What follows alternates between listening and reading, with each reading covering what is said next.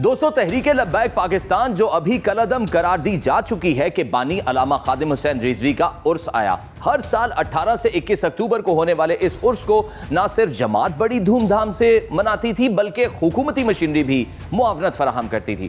Traffic police रास्तों की बंदिश का बताती थी और मुतबादिल ट्रैफिक रूट जारी कर दिए जाते थे। पुलिस की जानिब से खुसूसी हिफाजती इंतजाम किए जाते थे। हजारों की तादाद में मुरीद और पार्टी कारकुन खुसूसी तौर पर चलाई गई बसों के जरिए मजार पर पहुंचते थे। हुकूमत मेडिकल कैंप्स, पानी की सप्लाई और कुछ सूरतों में खाने तक का इंतजाम करती थी। नवंबर 2025 में मनाजिर इसके बिल्कुल बरअक्स नजर आए। मस्जिद रहमतुल्लिल आलमीन जहां अलामा खादिम हुसैन रिजवी का मजार मौजूद है, इससे 1 किलोमीटर दूर तक दोनों जानिब सड़कें बंद नजर आई। पुलिस की भारी नफरी रुकावटों के लिए रखे गए कंटेनर्स के पास नजर आई। मजार और मस्जिद के पास कारकुन तो क्या, किसी आम शहरी को भी जाने की इजाजत ना मिली और वही मकाम जहां हर साल हजारों और तहरीके लब्बैक के दावों के मुताबिक लाखों अफराद का मजमा होता था, वीरान नजर आया।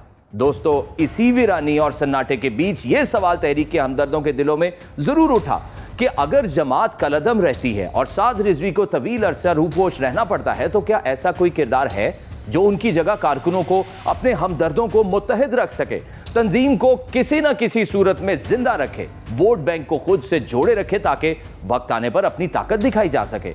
दोस्तों, ये चैलेंज पाकिस्तान की एक और पार्टी को भी दरपेश है जो कानूनी तौर पर हवा में मुअल्लक है। जी दोस्तों, तहरीक इंसाफ भी कमोबेश ऐसी ही सूरत हाल से गुजर रही है जिसका तहरीक लब्बैक को सामना है।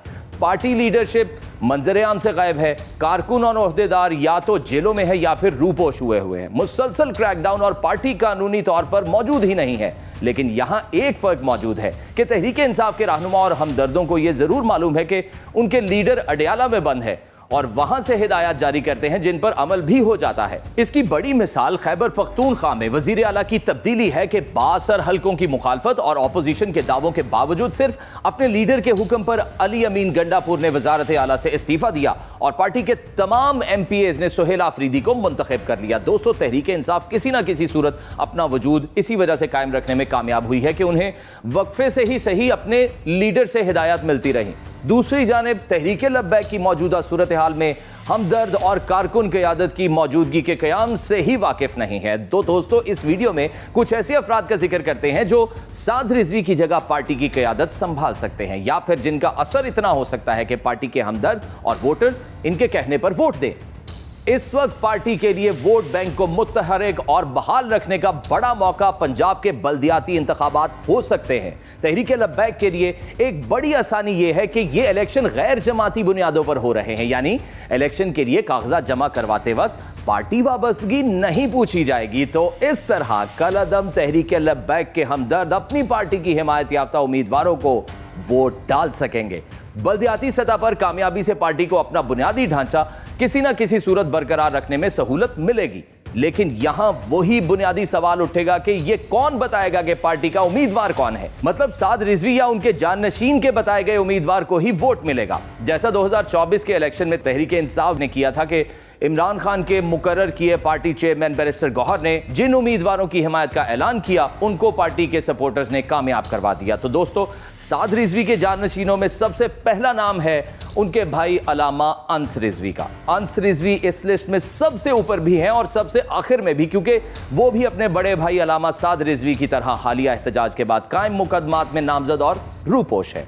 उनका नाम भी सफरी पाबंदियों की लिस्ट में शामिल है, यानी वो कानूनी तौर पर मुल्क से बाहर नहीं जा सकते। हाँ, अगर वो पहले से ही मुल्क से बाहर जा चुके हो और वहां से अपने हमदर्दों के नाम वीडियो पैगाम जारी करते हैं तो कारकुन उनकी आवाज पर लब्बैक कहेंगे। पार्टी के नायब अमीर सैयद ज़हीरुल हसन शाह भी कारकुनों और हमदर्दों में मकबूल है, लेकिन वो पहले साबिक चीफ जस्टिस की धमकियां देने के मामले में गिरफ्तार हो चुके। उनके माजी के इंतहाई सख्त बयानात के बायस उनके लिए पार्टी की आदत संभालना अभी नामुमकिन नजर आता है। उनके अलावा पार्टी के बेशतर मरकजी रहनुमा मजलिस शूरा का हिस्सा हैं, जिनमें से सैयद सरवर शाह सैफी नुमाया है। सैफी साहब अनजाने पहचाने नामों में से सबसे नुमाया इसलिए हैं कि वो अब तक ना सिर्फ गिरफ्तारी से बचे हुए हैं बल्कि तसलसल से सोशल मीडिया पर वीडियो बयानात भी जारी कर रहे हैं। हुकूमती क्रैकडाउन के बावजूद उनके बयान पार्टी के हमदर्दों तक पहुंच रहे हैं, जो उन्हें दीगर कारकुनों और हमदर्दों तक पहुंचा रहे हैं। तो दोस्तों, अगर ये गिरफ्तारी से बचते रहते हैं और कारकुनों के लिए पैगाम जारी करते रहते हैं, तो साद रिजवी की गैर मौजूदगी में पार्टी की गैर रस्मी क़यादत उन्हें सैफी साहब के पास आ जाएगी,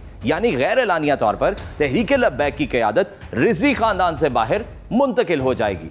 दोस्तों, वैसे तो मजहबी सियासी जमात की क़यादत आम तौर पर मर्दों में ही रहती है, मगर क्रैक डाउन के दौरान अलामा साद रिजवी के अहले खाना की गिरफ्तारी की खबरों से कारकुनों में इज़्तिराब फैला। इससे मालूम हुआ कि पार्टी के हमदर्द बराह रास्त न सही बिलवास्ता और किसी तहरीरी बयानात की सूरत में अलामा साद रिजवी के अहले खाना के अहकामात भी तस्लीम कर सकते हैं, लेकिन यहां हम फिर दोहराते हैं कि ऐसे होने का इम्कान बहुत कम है।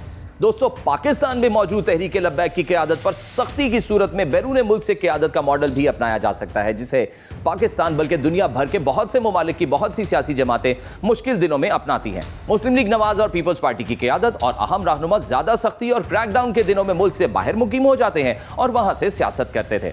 अब भी तहरीक-ए-इंसाफ के कई रहनुमा मुल्क से बाहर रहकर सोशल मीडिया के जरिए सियासत पर तबसरे और तनकीद करते रहते हैं।